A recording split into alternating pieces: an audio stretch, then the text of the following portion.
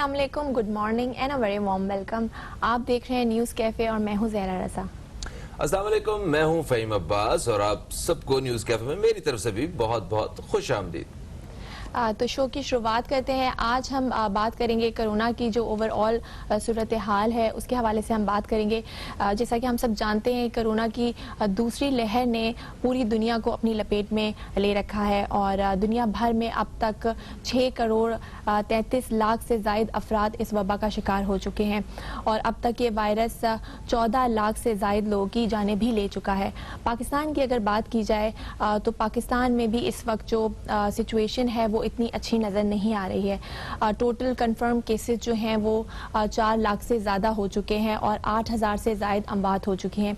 गुज़िश्ता 24 घंटों की अगर बात करें तो गुज़िश्ता 24 घंटों में कोरोना से होने वाली अमवात जो हैं वो 67 तक रिपोर्ट हुई हैं, जो कि पिछले 4.5 महीनों में एक रोज़ में सबसे ज़्यादा है। फ़हीम, ये जो फिगर्स हमें देखने को मिल रहे हैं बहुत ही अलार्मिंग हैं और ऐसी सिचुएशन में हुकूमत को मज़ीद क्या इक़दाम करने चाहिए, किस तरह की हिकमत अमली होनी चाहिए। कई बड़े शहरों में हुकूमत ने स्मार्ट लॉकडाउन तो नाफिज कर दिया है, लेकिन आवाम का भी एक बहुत इंपॉर्टेंट इसमें रोल है। आवाम को भी जिम्मेदारी का मुजाहिरा करना चाहिए। तो ये सारी सिचुएशन के हवाले से आज हम बात करेंगे। एग्जैक्टली आज हम इसी हवाले से बात करने वाले हैं और ये कोई बिल्कुल भी मतलब एक अच्छी सूरत हाल नहीं है कि रोज़ाना 2,000, 2,500, 3,000 के करीब लोग जो हैं वो कोरोना मुस्बत उनके रिजल्ट्स आए और 50, 60, 70 के करीब जो है ये अमवात जो है रोज़ाना होना शुरू हो जाएं। तो ये यहाँ पे ये नंबर्स जो है रुक नहीं गए हैं। ये एक इस किस्म की एक मुश्किल घड़ी में है जहाँ पे अगर हमने थोड़ी सी भी और लापरवाही की तो ये कई गुना इससे ज्यादा जो है वो रिजल्ट्स आ सकते हैं, जो कि हमारे लिए, हमारे बच्चों के लिए, हमारे खानदानों के लिए, हमारे प्यारों के लिए, हमारे मुस्तकबिल के लिए, ये किसी चीज के लिए भी ये जो है ये सही रिजल्ट्स नहीं होंगे। आज हम इसी हवाले से अपने प्रोग्राम में बात करेंगे। हमारे साथ स्टूडियो में एक बहुत ही अहम शख्सियत मौजूद है जो एक तज्जियाकार है, मगर तज्जियाकार तो वो हैं ही हैं, मगर इसके साथ साथ जो उनका जो शोबा है, जो फील्ड है वो मीडिया से रिलेटेड भी है। वो एक फिल्म मेकर हैं, एक डायरेक्टर भी रह चुके हैं, प्रोड्यूसर भी हैं। हमारे साथ मौजूद हैं जनाब सैयद मोहसिन रिजवी साहब। आपको खुश आमदीद कहते हैं। अस्सलाम वालेकुम सर। वालेकुम अस्सलाम Faheem, how are you? I am good sir, आप कैसे हैं? अल्हम्दुलिल्लाह, अल्लाह का शुक्र, माशाल्लाह सर। आप महफूज हैं? आपके प्यारे अल्हम्दुलिल्लाह बहुत से प्यारे चले गए, बहुत से प्यारे, और जभी से अंदाज़ा होना शुरू हुआ कि जब तक हम ये सोच रहे थे कि ये एक मिथ है कि कोरोना है, पता नहीं क्या है, चाइना में था, वुहान में था, का वर्ल्ड वाइड हो रहा है, तो हमारा तो इससे कोई ताल्लुक नहीं है, या हमारे तो अपने कि हम तक कैसे पहुंचेगा वो तो वो दुनिया के उस कोने में है। हाँ। या ये कि नहीं हमारे यहाँ तो नहीं होता, ये तो एक मीडिया की बनाई हुई एक कैंपेन है कि जी कोरोना आ रहा है, ये कर लो, ये कुछ नहीं होता। बट जब 1 बाय 1 जाना शुरू हुए, हमारे अपने लोग जाना शुरू हुए, लाइक हमारी फील्ड से मुतालिक मीडिया से लोग जाना शुरू हुए, हमारे फ्रेंड्स में, रिलेटिव्स में। अच्छा, फिर ये एक आ रहा था कि शायद ये 70 साल से ज्यादा अफराद के जो है जिनको लंग्स की कोई पहले ही प्रॉब्लम है, तो वो तो उनमें तो ये होता है सर्दी की वजह से भी। नहीं, ऐसा नहीं है सर। ये आंखें बंद कर रहे थे बीमारी को देख के। हाँ, बिल्कुल हमें ये अब से 6 महीने पहले की बात बता रहा हूँ। उसके बाद जब अपने लोग, फिर यंगस्टर्स, उसके अंदर कोई कैद नहीं कि आपकी क्या उम्र है, आपका क्या, लोग जाना शुरू हुए। उसके बाद वहां से फिर एक सीरियस थ्रेट पर मिला के पता लगा कि नहीं। ठीक है सर, आते हैं सर प्रोग्राम मतलब अपने प्रोग्राम के पहले सवाल की तरफ। क्या ये हमें सिर्फ सेहत के हवाले से ही मसाइल दरपेश हैं कोरोना वायरस, या उसके अलावा भी बहुत सारी तकलीफ जो है कोरोना वायरस साथ लेके आया है? देखिए जी, बात ये होती है कि जब आप किसी चीज पर पाबंदी लगाते हैं, कोई भी चीज अपनी सेहत के लिए, अपनी केयर के लिए, तो वो तो किसी भी चीज में आपको रोक दिया जाए। आपके अब ये सोशल गेट टुगेदर जो है हमारे, ये बंद हो गए। हमारे इवन मैं अगर अपनी बात करूं तो ये जो हमारे इंडस्ट्रीज हैं, अगर हमारी ये सारी मुतासिर हो गई, जहां भी मैन पावर थी, जहां लोग इकट्ठे जमा हो रहे थे, जहां पर काम कर रहे थे, वो मुतासिर हो गए ना। कितनी इंडस्ट्रीज देख लें, सेक्टर देख लें, कार्स बनाने वाली कंपनीज थी, कितने जहां भी लेबर मजदूर हर इंडस्ट्री इन्वॉल्व थी ना, वो बिकॉज के जी नहीं आप नहीं आएंगे, जहां 100 आदमी आ रहे थे वहां पर उन्होंने कहा नहीं 20 आएंगे, तो वो काम मुतासिर हो गया। ये जो सोशलाइजिंग थी, क्लब्स थे हमारे, थे आर्ट्स काउंसिल थे, जिम खाना थे, कराची क्लब थे, ये सब इनके बंद कर दी गई चीजें, तकरीबात को महदूद कर दिया गया। सर यानी कि कोरोना की वजह से जो है हम एक 2 अदवार में एक तरह से डिवाइड कर दिया, प्री कोरोना, पोस्ट कोरोना। अब जो हम जिस तरह लोग से मिलते हैं वो सारी चीजें चेंज हो गई हैं, तकरीबात जो रसूमात जिस तरह से मनाते थे वो सब चेंज हो गया है, इवन डेली रूटीन भी हमारी जो एक्टिविटीज हैं वो भी चेंज हो गई। देखिए ना, तो लोगों के दिमाग में बस यही सवाल आता है कि क्या कभी ये पहले जैसा होगा, क्या कहेंगे, क्या नियर फ्यूचर में जहां तक मुझे नजर आ रहा है, लोग कहते थे 2020 ऐसा रहा पैंडेमिक, बस 21 में नहीं, प्लीज समझ ले इस बात को। 2021 भी ऐसा नहीं होगा कि नॉर्मल 1990s की तरह ऐसा नहीं होगा। मैं समझ रहा हूँ, अल्हम्दुलिल्लाह, अल्लाह ताला बेहतर करे जो भी है। 2020 से तो बेहतर होगा ना, मतलब ये भी आई डोंट थिंक सो। ये जो कॉम्प्लिकेशंस शुरू हो रही हैं कि जी पहली लहर आई, उसके बाद दूसरी लहर आई, क्या होगा आगे, क्या होता है, वैक्सीन आती है तो क्या होता है, वैक्सीन क्या काम करेगी 2021 के अंदर, उसके बाद उसके क्या रिजल्ट्स आना शुरू होंगे, ये आप अभी 2020 बहुत कबल वक्त है कह देना।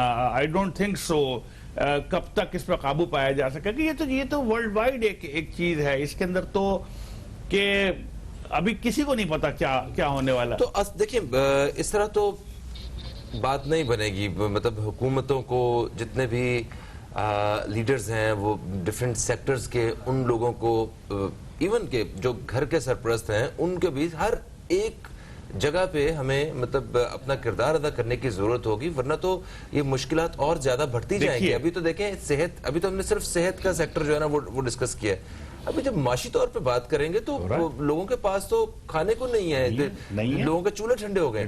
एक वक्फा है सर, वक्फे से वापस आते हैं, जरा बात करते हैं सवाल से। दोस्तों कहीं मत जाइए, अब तक देखते रहिए न्यूज़ कैफे, देखते रहिए, अभी आपसे दोबारा मुलाकात होती है।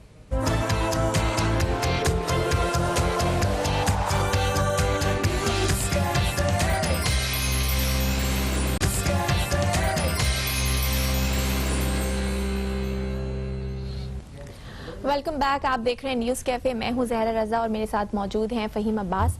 और आज हम दुनिया भर में जो कोरोना की सूरत हाल है उसके हवाले से बात कर रहे हैं। इसी हवाले से हमारे साथ स्टूडियो में गेस्ट भी मौजूद हैं, मोहसिन रिजवी साहब जो कि तज्जियाकार हैं और डायरेक्टर और प्रोड्यूसर भी हैं, मीडिया से इनका ताल्लुक है। सर कोरोना की बात कर रहे हैं तो कोरोना ने पूरी दुनिया के लोगों को बहुत ज़्यादा अफेक्ट किया है, फाइनेंशियली, सोशली, इकनॉमिकली।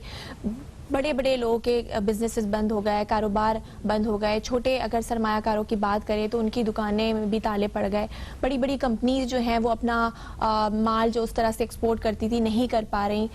बहुत सारी industry, travel and tourism industry को देख लें, उसको शदीद नुकसान पहुंचा। मीडिया इंडस्ट्री को भी बहुत नुकसान हुआ है।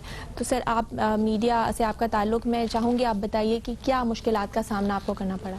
देखिए आपने जिस तरह बताया कि सारी इंडस्ट्रीज मुतासर हुई। अगर आप होटल इंडस्ट्री की बात कर लें तो होटल इंडस्ट्री बैठ गई। देखिए दुनिया भर में, दुबई में, थाईलैंड में जो मईशत चलती ही इन चीजों को बढ़ती, वो बिल्कुल खत्म हो गई। देखिए थाईलैंड जो था वो टूरिज्म पे चलता था, एक वो गरीब मुल्क था। वो आप हम जब जाते थे वहां पर अपनी फिल्मिंग करने, टीसी करने, टेलीसीने करने, ग्रेडिंग करने, तो वो ये एक रौनक लोगों के, वो उनकी अपनी मईशत कुछ नहीं है, उनके पास नहीं है, पे ही चलता है, वो टूरिज्म पे चलता है।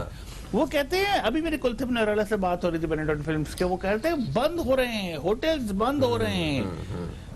दुबई देखिए जब हम, बल्कि वो 2 साल पहले इतना बूम था कि 2020 आ रहा है, दुबई में 2020 में एक वो होंगे और वो पूरा एक वो लगेगा और मेला सजेगा, पूरी दुनिया के लोग यहाँ आएंगे और इतनी चीजें हाइप जा रही थी, प्रॉपर्टीज की प्राइसेस जा रही थी, चीजें 2020 होने वाला है दुबई में, एक बहुत बड़ा फेस्टिवल था वर्ल्ड।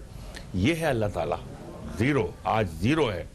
बेच दिए लोगों ने, होटल्स बेच दिए, अपने प्रॉपर्टीज बेच दी उन्होंने अपनी, कि नहीं हम नहीं कर सकते। हमारी प्लानिंग्स जो है वो तो धरी क्या की धरी रह planning गई है ना, आपकी? बंदे इंसान की क्या प्लानिंग क्या होगी जो सोचते ऊपर हैं वाले आप? का हुक्म आज होगा। हम यहाँ 25 साल आगे की बात सोच रहे हैं कि जी मैं ये करूंगा, अगर ये ले लूंगा तो इसमें ये बना लूंगा तो मैं 20 साल बाद ये कर लूंगा। अरे भाई तुम्हें कल का नहीं पता, 20 सेकंड का अगले नहीं पता, सांस का नहीं पता है किसी चीज। अच्छा सर देखिए, इस वक्त जो नुक्ता है वो ये है कि दुनिया को कैसे बचाया जा सकता है। अगर हम ये 7.25 अरब लोगों की बात करें, एक तरफ तो जो साइंस है वो हमें वहां से एक वैक्सीन मिल गई कि जना मेडिकल साइंस ने वैक्सीन दे दी कि ये इसका इलाज उसकी भी कोई गारंटी नहीं है। अच्छा, तो ओवरऑल ये सारे इंसान जो सेहत के एतबार से जो खतरे में है, जहनी तौर पे जो उनकी हालत हो चुकी है, आगे का सोच के ये वाले हालात इनमें मतलब अपने आप को जो है ना जिंदा रख के बचा के, तो मतलब आप क्या समझते हैं कि मजमूई तौर पे किस तरह हम वापस उस ट्रैक पे आ सकते हैं? कुछ जरा आप इस हवाले से आगाह करें। साहब, जो आपको पेंडेमिक या बीमारी जो आपको मार रही है वो तो मार रही है, आपको पता है खौफ से भी लोग मर रहे हैं जिनको कुछ नहीं है, खौफ है, खौफ से मर रहे हैं। हर वक्त वो मास्क मर जाने का, छिन जाने का, खत्म हो जाने कुछ भी पता। अच्छा वो होता है एक गया, दूसरा गया, अच्छा फिर वो एक वो होती है उनके साथ के जी क्या हुआ था इसको, यार इसको ना थोड़ी सी प्रॉब्लम हो रही थी, सांस लेने में प्रॉब्लम हो रही थी, क्या किया यार इसको हॉस्पिटल ले गए थे, फिर क्या किया जब वो वेंटिलेटर लगा दिया, उन्होंने कहा था कि 2 दिन वेंटिलेटर, यार उसका सांस नहीं, सैचुरेशन बहाल नहीं हो सकी उसकी, 90 थी, 90 से 70 70 60 60 से 40 40 खत्म तक। उसके साथ जब ये होता है कि ये सांस में थोड़ी प्रॉब्लम हो रही है, वो कहता है चलो, वो उसके बाद ही मर जाता है, कहता है अब ये मेरा खौफ एक एंजाइटी लोगों में आपको पता लग गया कि अब आपके साथ ये होगा भाई, कि आप ये जाएगी, आपको लेके जाएंगे। अच्छा फिर मेरी अपनी भाभी का छोटी, उसको प्रॉब्लम होना शुरू हुई कि जी उसको सांस के साथ थोड़ी प्रॉब्लम हुई, बुखार आ रहा था, वो उसको हॉस्पिटल ले गए, हाथ जोड़ के डॉक्टर ने कहा ले जाए इनको, हम नहीं रख, वो she is a doctor, medical doctor, उन्होंने कहा नहीं रख सकते, हमारे पास जगह नहीं है, हम आप खुदा का मैं बड़े बड़े हॉस्पिटल्स की बात कर रहा हूं जिन्होंने दरवाजे ऊपर बंद कर दी, सिक्योरिटी कोई ना अंदर आए, हमारे पास जगह नहीं है, हमारे पास जगह नहीं है जी। आपको पता है। अच्छा फिर ये एक बात के चलो इसमें बच जाएगा कि जो हॉस्पिटल चले जाएंगे तो बच जाएंगे। एक नॉर्मल हॉस्पिटल में जब आप जाते हैं तो 1 से 1.5 लाख का तो आपको बेड है, एक दिन का, वेंटिलेटर है, पे चीजें हैं, और आप इसके बावजूद हम लोग एहतियात नहीं करते। एहतियात है, ठीक है। एक नॉर्मल कितने लोग, मैं उनका अगर नाम लूं, हमारी आर्टिस्ट हैं वो गई तो उनके मतलब 20 से 25 लाख रुपए लग जाते हैं 15 दिन में, 20 से 25 लाख रुपए खत्म आपके वो कमाना। अच्छे बड़े हॉस्पिटल्स का नाम ले उनके, तो मतलब वो 10 लाख तो एडवांस से शुरू करते हैं वो, अगर वो भी लकीली उन्होंने अगर आपको ले लिया तो, नहीं तो फिर आप मर जाएंगे। बिल्कुल। और सर अभी जो हम देख रहे हैं कि जिस तरह सिचुएशन इतनी खराब हो रही है, कोरोना के केसेस किस तरह बढ़ रहे हैं, गुज़िश्ता 24 घंटों में 67 केसेस रिपोर्ट हुए जो कि बहुत ज़्यादा हैं एक दिन में, और अभी तक जो मुल्क सबसे ज़्यादा कोरोना का शिकार हुआ है वो है अमेरिका, और उसकी अगर हेल्थ फैसिलिटीज़ की बात कर ले, हेल्थ सिस्टम की बात कर ले, तो वो हमसे बहुत ज़्यादा आगे है, डेवलप कंट्री है। उसके बावजूद वो अपने लोगों को उस तरह से नहीं बचा पा रहा, तो हमारा सिस्टम, हमारी हेल्थ फैसिलिटीज़ तो कुछ भी नहीं है। इसमें भी अगर हम एहतियात नहीं करते तो आप क्या समझते हैं कि सर कितनी आगे बुरा और हो सकता है? देखिए आपकी बात को अगर लेते बात करूं कि ये दुनिया भर से ये जो होता था कि ये अमेरिका चलो कि जी लैंड ऑफ अपॉर्चुनिटी, और वहाँ हेल्थ फैसिलिटीज, एजुकेशन फैसिलिटीज, और कनाडा चले जाएं वहाँ हेल्थ फैसिलिटीज, क्या रह गई हेल्थ फैसिलिटीज, गए और मर गए। ये तो इसमें तो कोई वो बात ही नहीं है कि कितनी, आपने बताया, हमें बताया कि ये अमेरिका में कितनी ज्यादा टफ सिचुएशन रही कि लोग जा रहे हैं, उसमें कोई कैद नहीं उम्र की, उन्होंने बंद कर दिया सब कुछ के नहीं कर। तो पाकिस्तान तो बेचारा हमारा बहुत मासूम मुल्क है बेचारा, यहाँ तो कोई फैसिलिटीज है ही नहीं यार। यहाँ तो एक नॉर्मल बीमारी को अगर लेके चले जाएं तो वो उसको प्रोलॉन्ग कर देते हैं। बिल्कुल बिल्कुल आपने सही कहा सर। ब्रेक का वक्त हुआ है, यहीं से कंटिन्यू करेंगे, कहीं मत जाएगा, देखते रहिए न्यूज़ कैफे। वक्त हुआ एक ब्रेक का।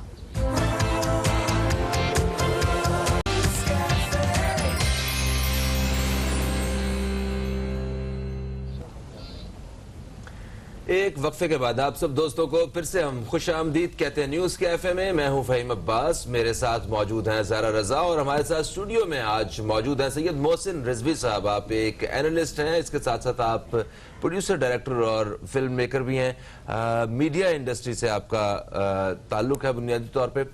अच्छा, हमने मुख्तलिफ इंडस्ट्रीज के बारे में तो बात की कि वो ये फलानी इंडस्ट्री में ऐसा हो रहा है, ये फलाने जो है ना वो उसमें ऐसा हो रहा है, वहाँ पे हालात ख़राब हुए हैं।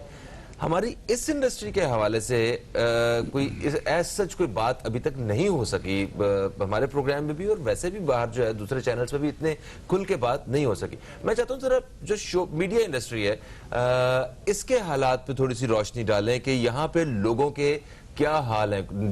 जो हाथी के नजर आने वाले दांत है वो कुछ और है, जो खाने वाले दांत है उनके बारे में बताएं। बिल्कुल जी, इसी तरह जिस तरह और इंडस्ट्री मुतासर हुई, सबसे ज्यादा मीडिया इंडस्ट्री में इसलिए मुतासर हुई कि क्लाइंट्स ने काम करना बंद कर दिया। देखिए, एक पूरी चेन होती है, उनके प्रोडक्ट्स ने बिकना कम कर दिया या उनके लोग अपनी जरूरियात के ऊपर आ गए, आटा दाल चीनी के ऊपर आ गए, तो वह अय्याशीज पे कि जी वो इतने बड़े बड़े ब्रांड्स के कपड़े खरीद, बड़ी मशीनरीज खरीदना वो उन्होंने रोक दी। अभी तो वो जब उनको बिकना बंद हो गई तो उनको एडवर्टाइजिंग रोकना पड़ गया, एडवर्टाइजिंग रोकना पड़ गई तो कमर्शियल प्रोडक्शन बंद हो गई, कमर्शियल प्रोडक्शन बंद हो गई तो जहां 10-10 बड़े बड़े नाम, अभी मैं आपसे डिस्कस कर रहा था, बड़े बड़े नाम जो मेरे ख्याल महीने में 6-6 कमर्शियल 8-8 कमर्शियल बनाते थे, वो 6 महीने में एक पे आ गए। काम दिखे ना। तो अच्छा, उससे क्या हुआ, वो तो जो मुतासिर हुए हमारे साथ जो पूरी हमारी स्टाफ की टीम, जूनियर स्टाफ चलता था, हमारा डीओपी था, हमारा लाइटमैन था, हमारा केबल बॉय था, हमारा स्पॉट बॉय था, हमारा ये सारे थे, गैफर था, ये मुतासिर होना शुरू हो गए। जाहिर है जब आप एक तो होता रोज काम। अच्छा, ये एक प्रोजेक्ट टू प्रोजेक्ट कर रहे थे। इनकी भी एक लिमिटेड एक इनकम होती है, ऐसा नहीं होता इनको जो वो डेली बेसिस के ऊपर काम मिलता है जी, शूट खत्म हुए पैसे बढ़ जाते हैं, वो मुतासिर होना शुरू हो गए लोगों के। मैं कहता हूँ कितने बड़े इस वक्त मैंने देखा, कितने अच्छी बात ये थी कि कुछ लोगों ने हमारे साथ मिलके, बहुत से लोगों ने, बड़े बड़े अच्छे नाम है, हमने यहाँ स्टूडियो आपके करीब जो है वहाँ पर हमने एक छोटे कैंप्स बना दिए, हमने वहाँ मिलके एक राशन रख दिए कि जो इसलिए कि वो स्टूडियो ऐसा है कि वो सबको जानता है। हमारे साहब केबल बॉय, हमारे लाइटमैन, एक स्टाफ, आप यहाँ के सबके स्टाफ को जानते होंगे कि ये कौन कहाँ से आ रहा है, तो जो भी आ रहा था वहां से वो लेके। मगर सिचुएशन बात ये हो गई, देखिए फहीम, मैं आपको एक बात बहुत सीरियसली बता दूं आपको इस वक्त और सबको, जितने भी हमारे माशाल्लाह इंडस्ट्री में काम कर रहे हैं जी, अब सिर्फ मीडिया इंडस्ट्री से पेट नहीं भरेगा, अब नहीं होगा। ये जो हमारे अंदर एक ट्रक बैठी हुई है ना मीडिया इंडस्ट्री की, फिल्म लाइन की, मैं बड़ी आपको एक ओरिजिनल मिसाल दूं इसकी, बड़ी ओरिजिनल मिसाल, सच्ची मिसाल। लाहौर में एक बारी स्टूडियो है, बहुत मशहूर बारी स्टूडियो, मेरा ख्याल 50-60 साल से ये चल रहा है बारी। अच्छा, वो एक दौर जब बारी स्टूडियो में फिल्में बना करती थी, फीचर फिल्में बना करती थी और 6-6 सेटों पे काम हो रहा था, आउटडोर पे काम हो रहा होता था। लोग सारे बड़े हिदायतकार प्रोड्यूसर हिदायत के अंदर फिर रहे होते थे, सारी अदाकार फिर रहे। सर, मैं सच्चा वाकया बता रहा हूँ आपको। बारी स्टूडियो जब आप दाखिल होते हैं अंदर तो लेफ्ट साइड में एक चाय का होटल बना हुआ है, वहां सब लोग चाय वाय पीते हैं, जूनियर अदाकार वगैरह, एक्स्ट्रा वगैरह बैठ के पीते हैं। सर, पिछले 25 साल से जितना मैंने काम, 25 साल, एक लड़का था, जाहिद नाम था उसका, अच्छी साफ सुथरी शक्ल सूरत का था, और वो आके ना टाई वाई लगा के, कपड़े वपड़े पहन के आके बैठ के, सुबह उसके करीब 9 बजे वो आ जाता था, एक चाय का कप ले लेता था और बैठ जाता था चाय पीता। अब जो गुजरा वहां से, जैसे अब वो गेट था, सही आप जानते, सही नूर साहब गुजरे, शाहजी सलाम वालेकुम सर, आपका बच्चा जाहिद सर यहाँ बैठा हुआ हूँ मैं, कोई काम हो सर। गुजरे, संगीता गुजरी, मैडम सलाम वालेकुम, मैडम जाहिद। वो गुजरे, जावेद शेख साहब सही जाहिद को याद रखिए। जाहिद साहब वहां बैठे रहे, शाम हो जाती थी, कोई नहीं। कभी कभार कोई बाजार का सीन लगा कि 200 आदमी भाग रहे हैं बाजार में, भगदड़ मच गई, उसमें वो भी होता था, रश या कोई रश ऐसा, या दुकानदार या कोई शॉप।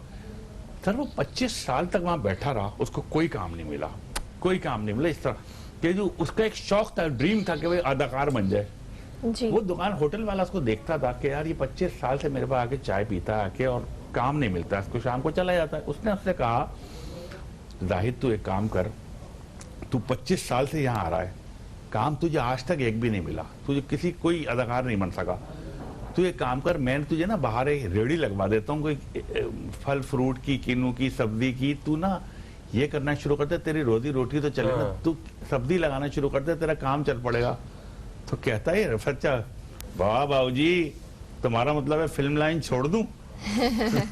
तो ये जो फिल्म लाइन का कीड़ा है ना, ये एक इतना शौक बड़ा जो है लोगों के अंदर। सर। ये अब ना मैं देखिए, अगर एक आदमी को 2 महीने काम नहीं मिलेगा, एक डीओपी को काम नहीं मिलेगा, 6 महीने काम नहीं मिलेगा, भाई उसके 4 बच्चे हैं, आपने देखा फहीम, अभी आपने देखा लोग मर गए, हमें फोन बिल्कुल आते सर। हैं। और सर अभी जो सूरत हाल है हर इंडस्ट्री में यही हाल है, दूसरे ममालिक में भी सिचुएशन कुछ इस तरह की है, लेकिन वहां पर जब हम देखते हैं बाकी ममालिक में अवाम जो है फिर भी जिम्मेदारी का मुजाहरा कर रही है, मास्क पहन रही है, सोशल डिस्टेंसिंग का भी ख्याल रखा जा रहा है, पब्लिक ट्रांसपोर्ट हो, पब्लिक प्लेसेस हो, रेस्टोरेंट्स हो, लेकिन हमारे यहाँ सूरत हाल उसके कुछ बरक्स नजर आ रही है। क्योंकि काम तो करना है हमें, हुकूमत की तरफ से भी यही हिकमत अमली रही है उनकी कि पूरी तरह कारोबार बंद ना हो, स्मार्ट लॉकडाउन किया जाए, लोग SOPs फॉलो करके काम करें। तो आप क्या मैसेज देना चाहेंगे अवाम को जो लोग अभी भी जिम्मेदारी से काम नहीं ले रहे?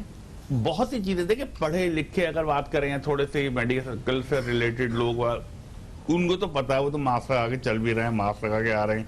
अच्छा, मास्क के भी मसाइल हैं, लोग यहाँ तक मास्क लगा लेते हैं, यहाँ तक भाई आपको इसको बचाना है, यहाँ पर मास्क इनहेल कर रहे हैं, यहाँ तक रख लेते हैं बस वो मास्क, वो चल रहे होते हैं। भाई ऐसा नहीं करो।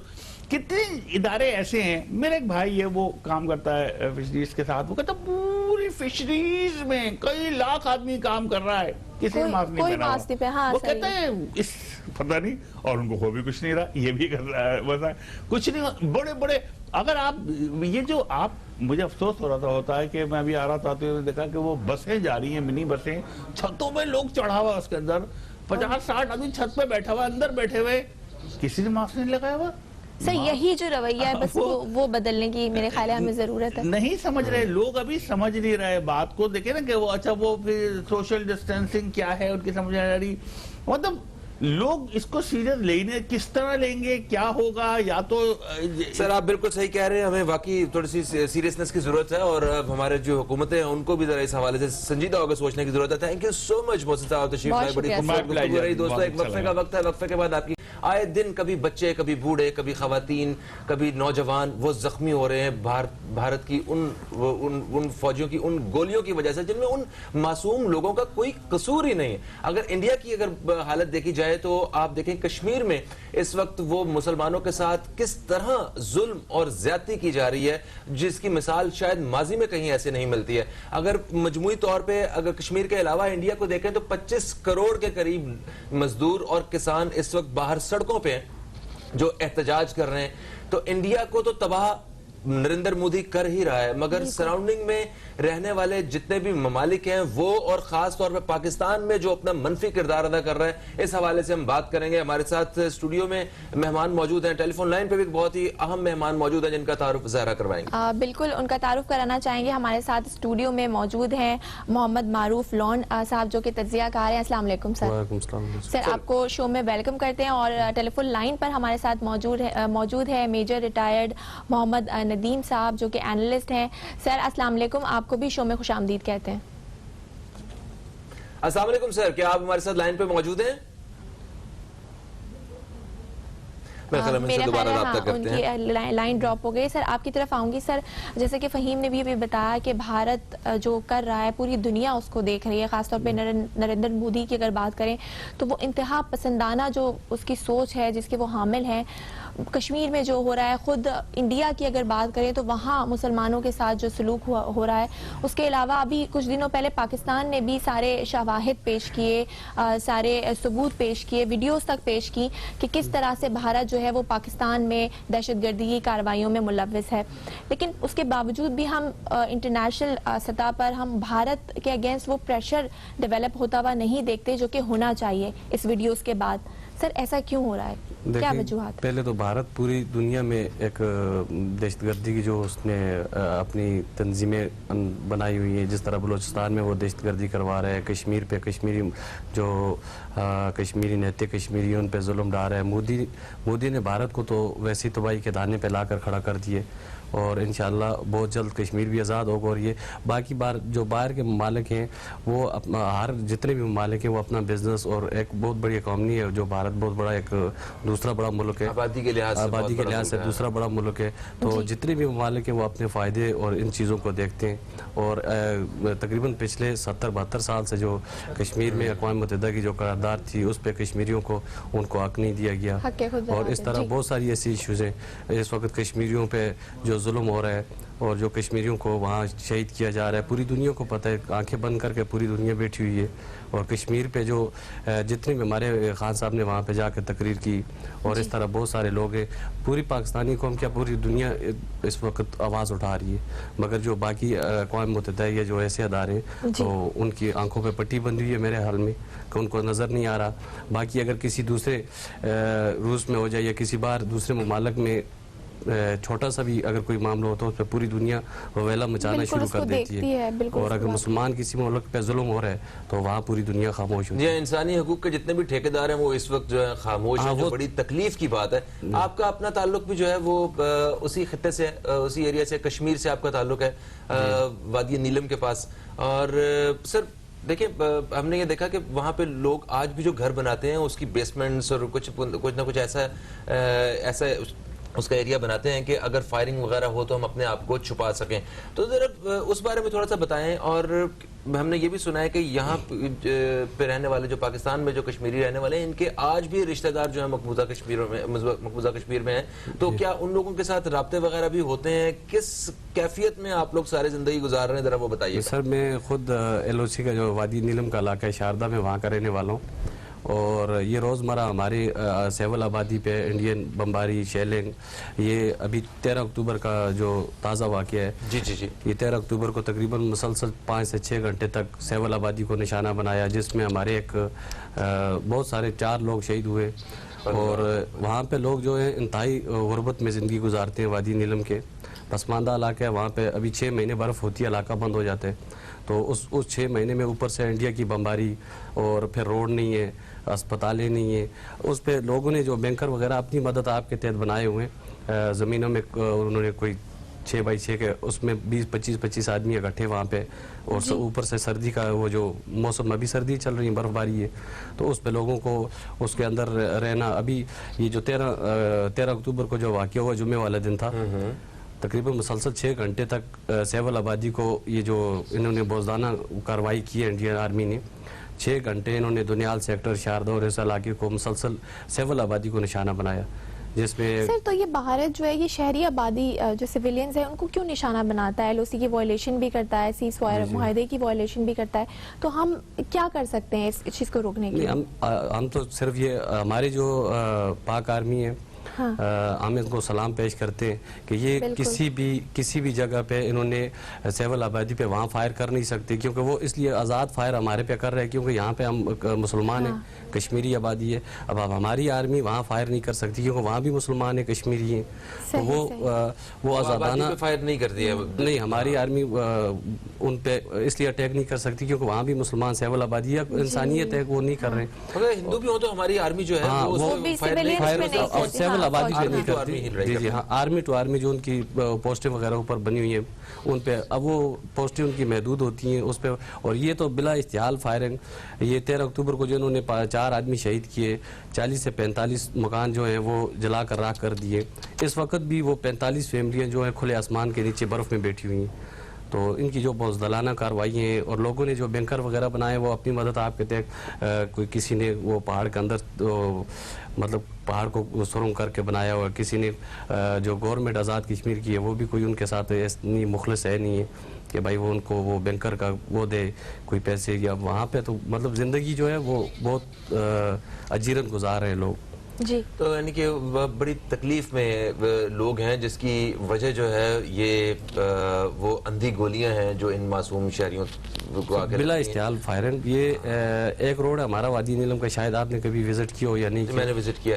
अब एक वक्फा ले लें, वक्फे से वापस आते हैं तो जरा इस बारे में बात करते हैं। दोस्तों, एक छोटे से वक्फे का वक्त है, वक्फे से वापस आते हैं तो इसी हवाले से अपने मेहमानों से बातचीत का सिलसिला जारी रखें। कहीं मत जाइए, अब तक देखते रहिए न्यूज़ कैफे, देखते रहिए।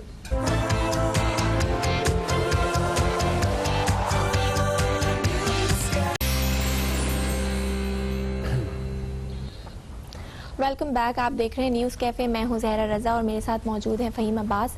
और आज हम बात कर रहे हैं भारत का जो एक मकरू चेहरा है और ख़ास तौर पे मोदी की जो इंतहा पसंद पॉलिसीज़ हैं, जो एक दहशत गर्दाना सोच है, जिस तरह से वो इंटरनेशनली दहशत गर्दी की कार्रवाइयों में मुलव्वस है, उस हवाले से आज हम बात करें। स्टूडियो में हमारे साथ मौजूद है मोहम्मद मारूफ लॉन साहब, जो कि तज्ज़ियाकार हैं, और टेलीफोन लाइन पे हमारे साथ मौजूद है मेजर रिटायर्ड मोहम्मद नदीम साहब।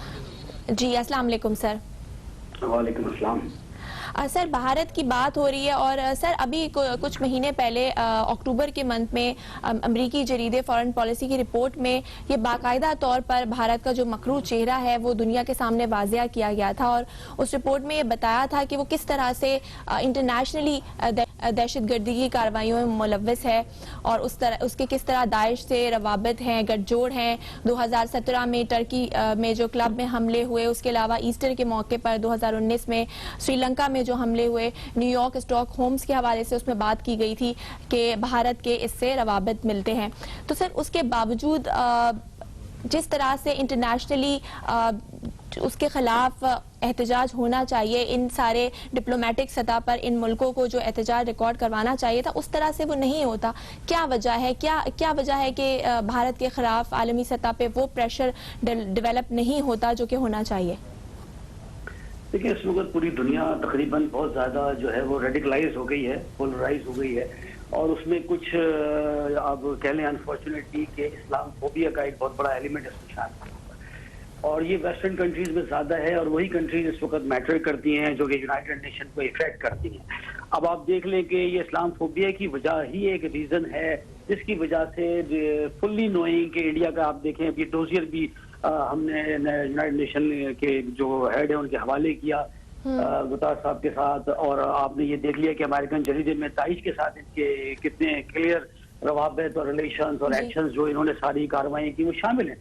उसके बावजूद कंडमनेशन उनको उस लेवल की नहीं मिल रही, ना इनके ऊपर सैंक्शंस हो रही हैं कि ये इस तरह की टेररिस्ट एक्टिविटीज में इन्वॉल्व हैं।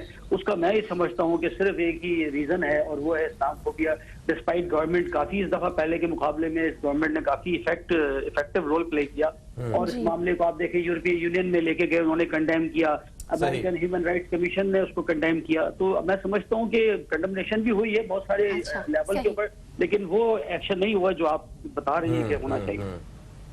सही। सर, अभी हम ना वक्फे से पहले बात कर रहे थे, मारूफ लॉन साहब हमारे साथ मौजूद हैं, तज्जियाकार, तो हम बात कर रहे थे लाइन ऑफ कंट्रोल पे होने वाले नुकसान के हवाले से। जो आम मासूम शहरी जो हैं वो जान से जा रहे हैं, जख्मी हो रहे हैं, जिंदगी उनका मुस्तकबिल जो है, बहुत सारे ऐसे बच्चे हैं जो अपाहज हो गए हैं सिर्फ इसी वजह से। तो सर, क्या इस लाइन ऑफ कंट्रोल पे होने वाली इस फायरिंग का भी कोई हल है हमारे पास? क्या पाकिस्तानी आर्मी को भी उन वहां के मासूम लोगों के ऊपर फायरिंग करनी पड़ेगी, या इसके अलावा कोई और हल भी मौजूद है, या इसी तरह हमें ये गोलियां सहनी है हम लोगों को? देखिए, Pakistan army under the government of Pakistan जो है वो काम करती है और गवर्नमेंट ऑफ पाकिस्तान की पॉलिसी जो है वो पीस लविंग है और किसी किस्म की जो एग्रेशन है वो हमारी पॉलिसी का हिस्सा नहीं है और ना ही हमने किसी भी इंडिपेंडेंट कंट्री के अगेंस्ट कभी कोई ऐसा एग्रेशन किया। इंडिया ने हमेशा ये काम किया, इंडिया ने लाहौर पर अटैक किया और आज यही इंडिया है जो ये सारे ये जो इस तरह की आप देख रहे हैं कि बॉर्डर के ऊपर जो ये फायरिंग होती है और ये इंटेंसिव किस्म की जो है ये आर्टिलरी से फायर कर रहे हैं, उससे हमारे नुकसान बहुत ज्यादा हो रहे हैं। और वही बात है कि आर्मी तो डेफिनेटली इंतजार करती है green signal from the government. माशाल्लाह आप देखिए कि न्यूक्लियर पावर है हमारे और लेकिन हमें एक जिम्मेदार नेशन है और एक जिम्मेदार मुल्क की हैसियत से ये हम इस चीज को इग्नाइट नहीं करना चाहते, वरना ये कॉन्फ्लिक्ट खाली रीजनल नहीं बल्कि ग्लोबल भी बन सकता है न्यूक्लियर पावर। तो सर, ये आलमी ताकतें जो है, क्या ये भी इनकी मदद ली जा सकती है लाइन ऑफ कंट्रोल पे होने वाले इस नुकसान से बचने के लिए? देखिए, यूनाइटेड नेशन के ऑलरेडी ऑब्जर्वर्स वहाँ पे डेप्यूट हैं और वो ये सारी चीजें देखते हैं और वो उसकी रिपोर्ट्स बनाकर दोनों साइडों के ऊपर से वो यूनाइटेड नेशन में भेजते हैं। तो मैंने बताया कि ये सारी रिपोर्टें डेली बेसिस के ऊपर से ट्रैप्स ये जाती हैं यूनाइटेड नेशन में और पूरी दुनिया में जहां जहां ये इस तरह के फॉरेन अफेयर्स के हैं उनके पास ये रिपोर्टें पहुंचती हैं कि हु इज डूइंग दैट। लेकिन थोड़ा सा वही बात है कि ये जो वेस्टर्न कंट्रीज हैं कुछ एक अलग ब्लॉक सा बन गया है और उनके अपने मफाद हैं, आप कह लें कि मीन मोटिव्स हैं, और वो जानते बूझते भी इंडिया को जो है वो इस वक्त शह दे रहे हैं, कवर दे रहे हैं। लेकिन मैं समझता हूँ कि हमारी गवर्नमेंट को हिम्मत नहीं हारनी चाहिए और वहाँ के अवाम जो वेस्टर्न कंट्रीज के अवाम है वो एटलीस्ट उनको रियलाइज करना चाहिए कि ये फाशिस्ट गवर्नमेंट है और ये इस तरह हमारे, आप देखें कि कितने लोग जो बॉर्डर पर रह रहे हैं उनके कितने ज्यादा नुकसान हो रहे हैं, कितनी कैजुअलिटीज हुई हैं, कितने घर तबाह हो गए, वो लोग अपने खेतों में काम नहीं कर सकते। तो बहुत ज्यादा ये इंटेंस शेलिंग कर रहे हैं। ठीक है, ठीक है। मारूफ साहब, आपकी तरफ आऊंगी। सर ने भी बात की इस्लामोफोबिया की, और सर बात की जाए तो पाकिस्तान तो मुसलसल जो है वो कश्मीर के ख़िलाफ़ और भारत के ख़िलाफ़ जो भी उसकी इस तरह की सोच है दहशतगर्दी की, वो उसके ख़िलाफ़ आवाज़ उठा रहा है। लेकिन जो बाकी इस्लामी ममालिक हैं वो क्यों साथ देते? और वो 1 करोड़ से ज़्यादा मुस्लिम आबादी है, 57 ममालिक हैं इस्लामी, तो वो अगर एक साथ हम एक पेज पे मिल के कोई ठोस काम क्यों नहीं कर सकते? देखिए, सबसे पहली बात तो ये है कि हम मुसलमान जितने भी जो पीछे रह रहे हैं वो इसी वजह से रहे हैं कि हमारे अंदर जो इत्फाक और ये चीज़ें नहीं है। बाकी जो जितने भी यहूदियों को देख लें या दूसरे ममालिक, वो इस चीज़ पे काफ़ी एक साथ होते हैं और वो बात भी करते हैं। हमारे कई ममालिक ऐसे हैं जो कश्मीर पे बिल्कुल बात ही नहीं कर रहे हैं। एक हमारे जो मुल्क है तुर्की, वो है, एक पाकिस्तान है, इस तरह के 2-3 हैं जो कश्मीर पे बात भी कर रहे हैं और हर फोरम पे उस पर आवाज़ भी उठा रहे हैं। और अगर इसी तरह सब ममालिक आवाज़ उठाएं तो इंशाअल्लाह कश्मीर तो बहुत जल्द आज़ाद भी हो। फ़लस्तीन, चेचनी, जिस तरह जितने मुसलमानों पे जगह जगह जुल्म हो रहे हैं, मगर हम लोगों में सबसे बड़ी जो मुसलमानों की सबसे बड़ी अभी कमज़ोरी है वो यही है कि हम मुत्तहिद नहीं है, एक साथ मुत्तहिद नहीं है। और इस तरह अगर हम सब मुत्तहिद हो जाएं तो इंशाअल्लाह ये बाकी जितने भी कश्मीर के इशू है या जो भी है तो ये सारे हल हो जाए। तो इस पे हमें सबसे पहले हम सबको मुत्तहिद होना चाहिए और फिर कश्मीर पे आवाज़ जैसे पाकिस्तान तो ये मुत्तहिद होने का जो काम है, ये इस्लामिक अलायंस भी एक बनाया हुआ है, तो उसमें भी कुछ नहीं, उसमें भी करारदाद उन्होंने पेश की या उस पर वो OIC में जो उन्होंने किया। अब ये खाली करारदादों से या इससे ये मामलात इस तरह हल नहीं हो। इंडिया जो है वो मुसलसल जो लाइन ऑफ कंट्रोल उसकी खिलाफ वर्जी कर रहा है, सैवल आबादी को निशाना बना रहा है और वहाँ पे जो मुबसरीन उन्होंने बैठाए हुए हैं, सब पूरी दुनिया को पता है। ऐसा नहीं है कि किसी को पता नहीं है, या हमने नए तरीके से जाकर उनको बताना है कि भाई आपको ये चीज़ें हम नहीं ला के दे रहे। जितनी अक़वाम मुत्तहिदा है या जितने भी इदारे हैं सबको पता है, मगर वो भारत के ख़िलाफ़ आवाज़ या भारत के ख़िलाफ़ जाते नहीं है क्योंकि उनका अपने मफाद हैं। जैसे कि हमारे दूसरे गैर साहब ने फरमाया, वो उनके अपने मफाद हैं। कोई किसी का कारोबारी मफाद है, जो अमरीका है उसने अपना मफाद देखना है, दूसरे ममालिक है। बिल्कुल आपने सही कहा सर। यहीं से मज़ीद हम बात करेंगे, लेकिन फ़िलहाल वक्त हुआ एक ब्रेक का। कहीं मत जाइएगा, देखते रहिए न्यूज़ कैफे।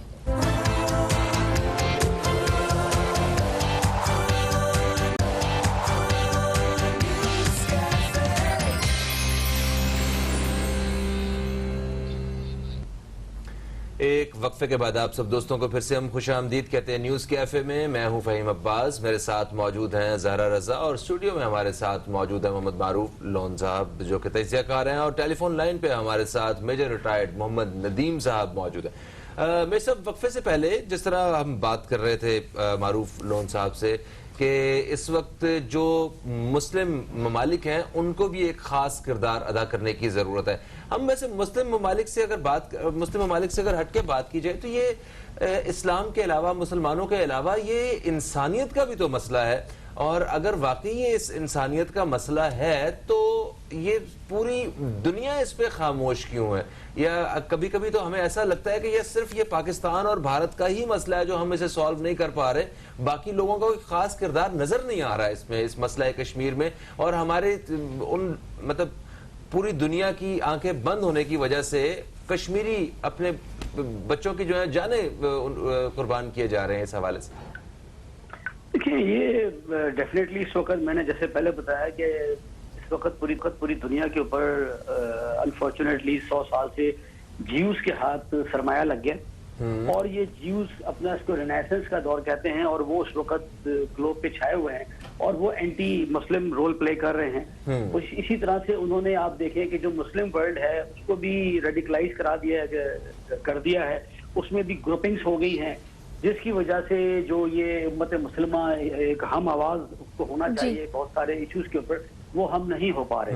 बहरहाल इतनी मायूसी की बात नहीं है। देखिए 600 साल हमने हिंदुस्तान पे हुकूमत की है, कोई मामूली बात नहीं है। 1339 से कश्मीर के ऊपर रूल किया है 480 साल, ठीक है। 1820 में ये रणजीत सिंह ने इसको एनेक्स किया और फिर जो है वो 1846 में ब्रिटिश गवर्नमेंट ने इसको बेच दिया गुलाब सिंह को 17,50,000 के अंदर।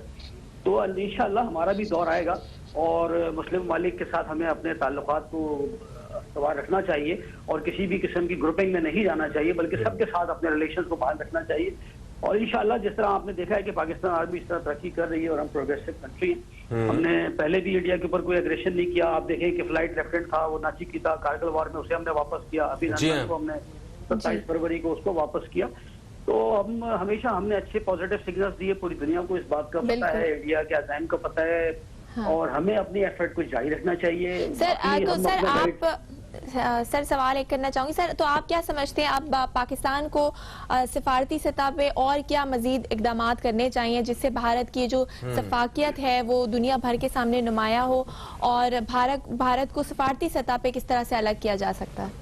देखिए सबसे पहले तो इस वक्त पाकिस्तान जिस मुश्किल में आया हुआ है उसमें पाकिस्तान को किसी भी ग्रुप को फुल्ली फेवर करते हुए नहीं जाना चाहिए। पाकिस्तान को तमाम ममालिक के साथ, खास तौर पर मैं इस्लामिक ममालिक की बात कर रहा हूँ, पाकिस्तान को किसी ग्रुपिंग में नहीं जाना चाहिए। पाकिस्तान को तमाम ममालिक के साथ अपने रिलेशंस को रेस्टोर रखना चाहिए और उसी तरह से इस्तेमाल रखना चाहिए जैसे पहले थे। ये ना हो कि किसी एक कंट्री की कॉस्ट के ऊपर हम किसी दूसरी कंट्री के साथ रिलेशन खराब करें। तो इंशाल्लाह मैं समझता हूँ कि ये जो एक हमारा प्रेशर बिल्ड है अभी और ये रहेगा। तो और अंदर आप देखें कि कितनी ज्यादा तहरीकें चल रही हैं इस वक्त 2016 से, जो कुरान वानी के बाद से तो बहुत ज्यादा ये एक्सेलरेट हो गई हैं और ये वहाँ पे बहुत ज्यादा है प्रोटेस्ट है। सर भारत में मुख्तलिफ तहरीकें चल रही हैं जो भारत के लिए बहुत नुकसानदेह है और यकीनन भारत के लिए नुकसानदेह हो ना हो वहाँ के लोगों के लिए बहुत फायदे में है। जिस तरह वो ईसाइयों के खिलाफ और सिखों के खिलाफ और बाकी सारे दूसरे मज़ाहिब के जो लोग हैं उनके साथ जो उनके ताल्लुकात हैं। Thank you so much sir, आपने बड़े एक अच्छे अंदाज में हमें जो है ये पूरा जो सारा जो सिनेरियो सर ने समझाया। मोहम्मद मारूफ साहब आपकी तरफ बढ़ता हूँ मैं। आप कश्मीर से आपका ताल्लुक है, तो क्या आप ऐसी फैमिलीज को जानते हैं जिन्होंने नुकसान उठाया है, जिनके बच्चों को, जिनके प्यारों को भारतीय फौजियों की ये जो गोलियां, ये अंधी गोलियां ये लगी हैं और वो जान से गए, शहीद हो गए? जी सर, ये हम जो नीलम के रहने वाले, तो जो नीलम हमारा पर हल्का जहाँ पे ये इंडिया बम्बारी शेलंग ये रोज़ बना ये हम सारे एक ही फैमिली के लोग हैं। चंद एक बीच में कोई ऐसे लोग होंगे जो रिश्तेदार नहीं होंगे, बाकी सारा पूरा फैमिली एक तरह की है। और ये अभी जो 13 अक्टूबर को जुम्मे वाले दिन मुसलसल जो इन्होंने 5-6 घंटे, उसमें मेरा एक दोस्त था और भाई भी था मेरा, वो समाजी वर्कर था, वो शहीद हो गया। उसके बाद और एक मेरा एक चाचाजाद भाई था, वो शहीद हुआ है शारदा में।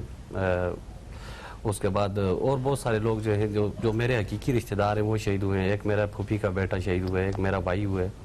तो इस तरह के बहुत सारे लोग हैं। की क्या कैफियत सर? बस वो झोलियाँ उठा के बदवाएं देती हैं और बस माँ तो माँ होती है, माँ के लिए तो फिर माँ का दिल है, वो आखिर सब्र तो आ ही जाता है इंसान को, मगर ये है कि माएँ तो वो, मगर जो माएँ इस धरती पे है ना जी, वो पूरी दुनिया में कहीं नहीं मिलती हैं।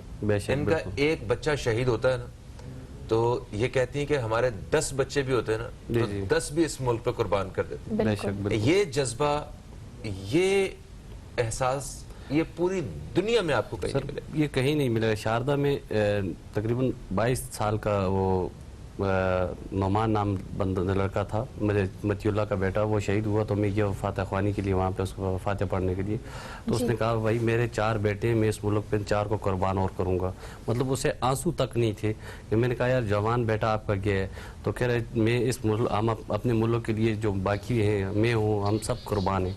तो अल्लाह के फजल करम से हम जो जितने भी पाकिस्तानी हैं, कश्मीरी हैं या जितने भी मुसलमान हैं, हम शहादत को तो समझते हैं कि अल्लाह ताला हमें शहादत की मौत नसीब फरमाए। तो हम तो शहादत से नहीं डरते। या ये इंडिया के जो बुज़दिराना ये कार्रवाइयाँ कर रहे हैं, सैफुल आबादी को निशाना बना रहे हैं, या इस तरह के जहाँ एक रोड हमारा नीलम का जी जारहाना कार्रवाइयाँ, जो नीलम के रोड है वहाँ पे अगर सैफुल गाड़ियाँ जा रही हैं, बसें जा रही हैं, उनको निशाना बनाना, सैफुल आबादी को मारना, लोगों को शहीद करना, तो इंशाल्लाह ना हम इससे पिछले 28-30 साल से हमारे जो नीलों में उस पर रोज़ तकरीबन हर हफ्ते में हम लाशें उठाते हैं।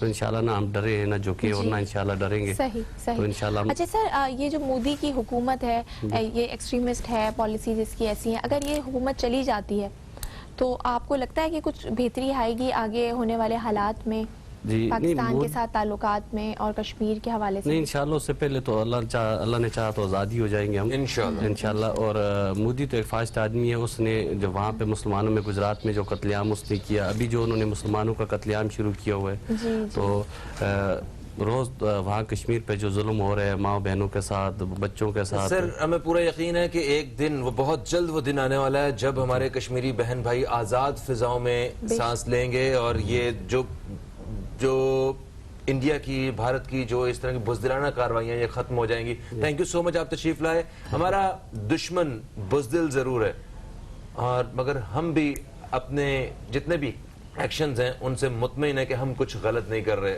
और जिनके जो गलत नहीं कर रहे होते कुदरत उनके साथ होती है। अल्लाह ताला हमारे साथ है। इंशाअल्लाह हमारे कश्मीरी बहन भाई बहुत जल्द आज़ाद फिजाओं में सांस लेंगे। फ़हीम अब्बास और ज़ारा रज़ा को दें इजाज़त, आप दोस्तों से इंशाअल्लाह फिर मुलाकात होगी। तब तक के लिए खुदा हाफिज़। पाकिस्तान जिंदाबाद।